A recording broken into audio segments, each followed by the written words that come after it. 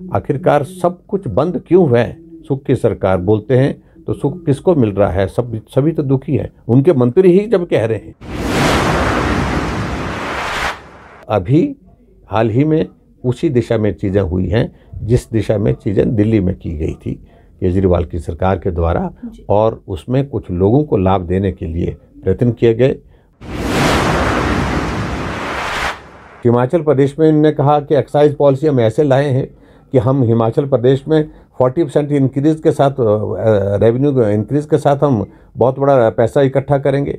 Revenue excise से target 2500 crore रुपए का इकट्ठा करने का था रेवेन्यू का एक्साइज के माध्यम से। आज प्रश्न उत्तर आया है 1800 करोड़ के लगभग ही मात्र हो पाया है, 600 करोड़ का उसमें भी गैप है।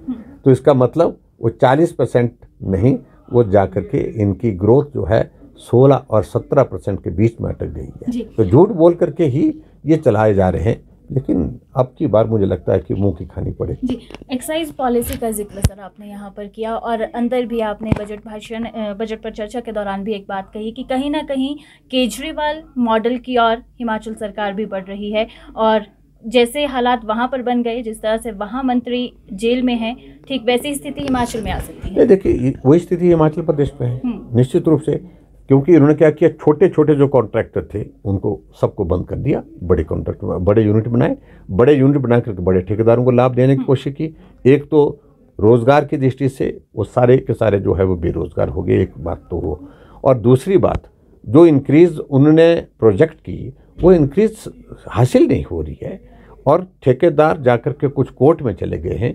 ठेकेदारों ने कुछ ने बीच में काम छोड़ दिया, हमारे बस की नहीं है, जो आप जितना आप रेवेन्यू इसमें मांग रहे हैं उतना रेवेन्यू हम इकट्ठा नहीं कर पाएंगे।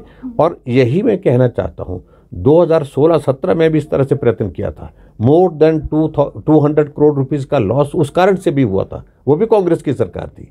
और अभी हाल ही में उसी दिशा में चीज़ें हुई हैं जिस दिशा में चीज़ें दिल्ली में की गई थी केजरीवाल की सरकार के द्वारा, और उसमें कुछ लोगों को लाभ देने के लिए प्रयत्न किए गए, और अल्टीमेटली उसमें चीज़ें आपके सामने आई हैं। बहुत लोग जेल की सलाखों के पीछे हैं। क्या लगता है आपको कि क्या उस और सरकार ध्यान दे पा रही है या नहीं? क्योंकि कहीं ना कहीं आपकी ओर से लगातार यह आरोप भी लगाए गए कि कांगड़ा और मंडी के साथ भेदभाव किया गया है। देखिए, भेदभाव नहीं, भयंकर भेदभाव है ये, बिल्कुल बहुत बड़ा असंतुलन है। कांगड़ा में विकास कार्य रुके पड़े हैं। कांगड़ा को एक तरह क्या दिया क्या कि आपको टूरिज्म कैपिटल के नाम पर हम धर्मशाला को डेवलप करेंगे। क्या डेवलपमेंट करेंगे बताइए सही, कोई एक प्रोजेक्ट बताइए।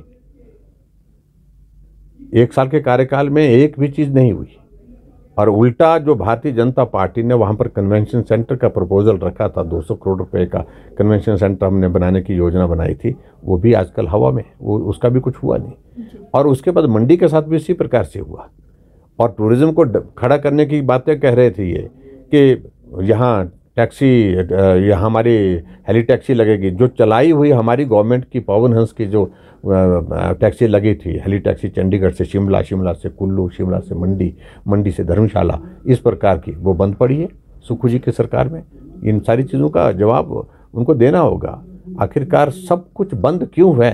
सुख की सरकार बोलते हैं तो सुख किसको मिल रहा है? सभी तो दुखी है। उनके मंत्री ही जब कह रहे हैं कि इस बजट में जो चीज़ें हमने कही थी डालने के लिए वो है नहीं, बजट में वो चीज़ें अधिकारियों ने निकाल दी, काट दी, या फिर मुख्यमंत्री जी ने काटी। बहुत बड़ा प्रश्न खड़ा हुआ है इस बार।